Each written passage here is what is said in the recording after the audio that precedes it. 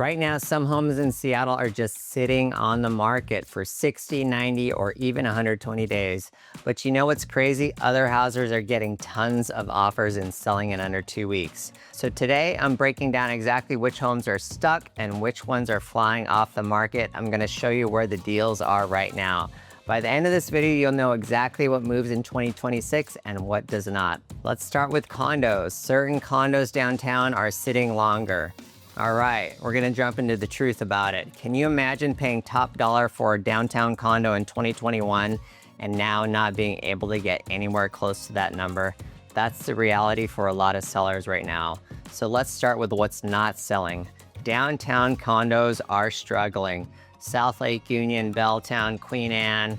Citywide condo median prices dropped to the mid 500s, which is nearly a 13% decline from last year only. In South Lake Union specifically, median prices fell roughly 37%. Homes are sitting for an average of 126 days. That is over 4 months. Why is this happening? A lot of people bought these condos in 2021 when tech was booming and they paid a lot of extra money. They thought they could flip them easily. They thought they'd be working downtown for a long time, but the market shifted.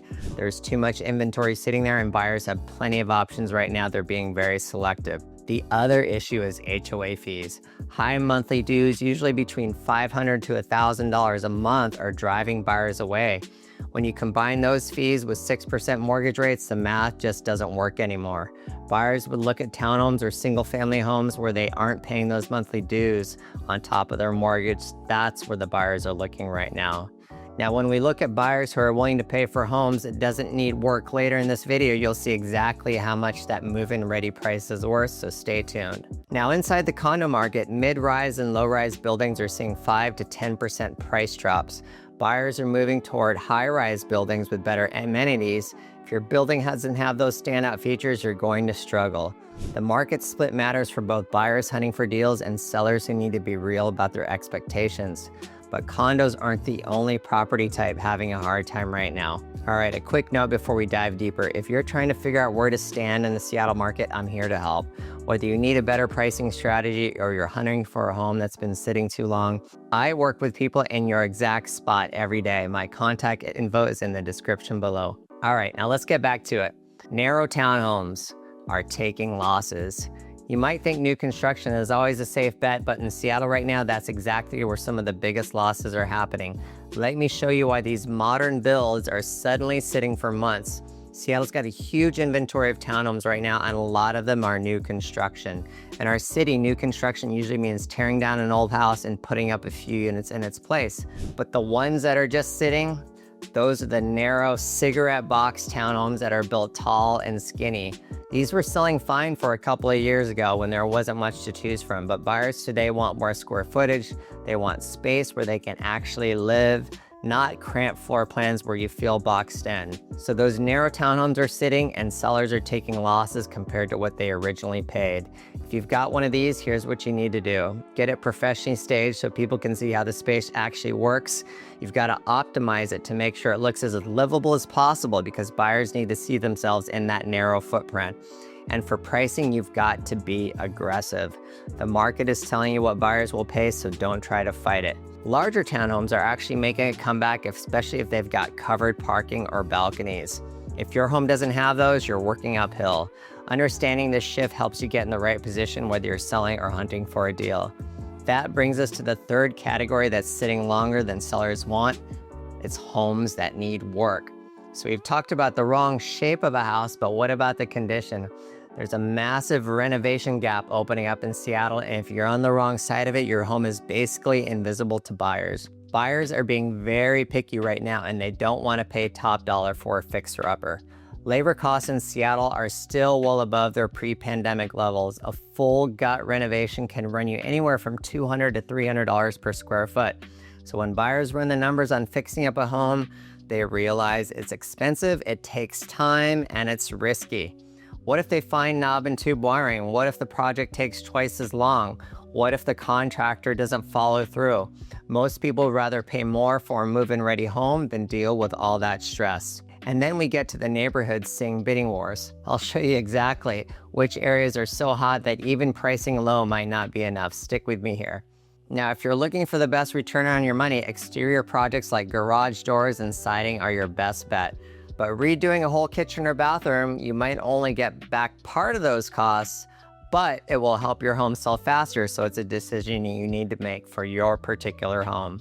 So if you're a seller with a home that needs work, you've got two choices. You either do the work yourself before listing, or you price it low enough that buyers see the value in taking on the project. But let's flip the conversation and talk about what's actually moving, starting with the most important factor. Homes priced strategically are selling. So yes, enough about what's failing. You want to know what it actually takes to get a sold sign in the yard today? All comes down to a math problem that most sellers are completely getting wrong. With so many choices out there, overpricing a home pushes your listing into stale territory. And you know what? Those first 14 days are absolutely critical. If you aren't seeing people come through the door by day 10, day 14, that's a clear sign your home is mispriced. Buyers today are focused on math. With mortgage rates in the low 6% range, they're calculating monthly payments. They aren't dreaming about future growth. They know exactly what other homes are selling for. So if you price correctly from day one, you're in the game, you're getting showings, you're getting offers, and you're moving fast. But if you price it like it's 2021, you're just watching other homes sell while yours sits. Here's what's crazy. Seattle currently leads the nation in seller concessions. In fact, over 70% of sellers are offering incentives. That's nearly double what we saw in 2024. Things like rate buy downs are way more effective than a straight price cut because buyers care most about that monthly payment. So if you want to sell, you've got to think about how to make the numbers work for buyers today. Strategic pricing is all about reading the market correctly so you can actually move your property. Now, pricing matters everywhere, but there are specific types of homes and locations where the demand is still incredibly strong. Well-located single-family homes are moving fast. Even with the higher rates, there are still parts of Seattle where bidding wars never actually stopped. If you own a well-located single-family home in walkable neighborhoods with great schools, you're still sitting on a gold mine. These homes are seeing bidding wars. The math doesn't lie. Homes near highly rated schools tend to sell faster and command big price premiums compared to homes served by lower rated schools.